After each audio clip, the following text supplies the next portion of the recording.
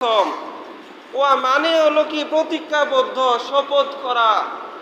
কোনো বিষয়ে আল্লাহ সুবহানাহু ওয়া তাআলা যখন কসম করতে চান, আমরাও তো সাধারণ মানুষ, যে বিষয়টা একটু গুরুত্ব দিয়ে বিশ্বাস করাতে চাই।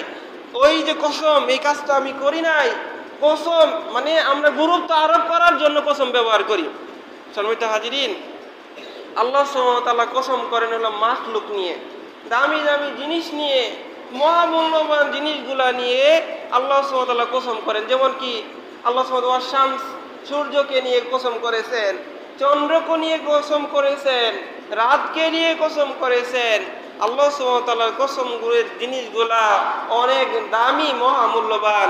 এই সূরাতে আল্লাহ সুবহানাহু ওয়া তাআলা কসম করলেন ওয়াল আসর, সময়ের কসম, টাইমের কসম, কালের কসম, সময়ের কসম। আল্লাহ সুবহানাহু ওয়া তাআলা প্রজন্মের কসম, যুগে যুগে জেনারেশনের কসম, আল্লাহ সুবহানাহু ওয়া তাআলা সময়ের কসম বললেন।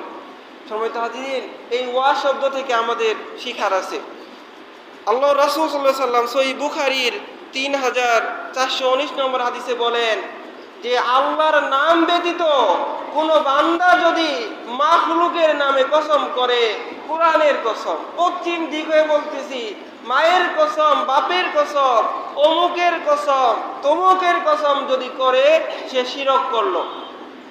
আল্লাহ রাসূল সাল্লাল্লাহু আলাইহি ওয়াসাল্লাম বলতেছেন, আল্লাহ ব্যতীত মানুষ যদি অন্য কিছুর নামে কসম করে, কোরআনের নামে, মক্কার নামে, পশ্চিম দিকের নামে, অন্য যত কিছু আছে নামে যদি কসম করে, সে শিরক করলো। আল্লাহ কসম করবে সৃষ্টিকে নিয়ে, সৃষ্টি কসম করবে একমাত্র আল্লাহকে নিয়ে। এটা হলো কসম করা লুজ। আবার কসম করা কিন্তু কাফারাও বিশাল।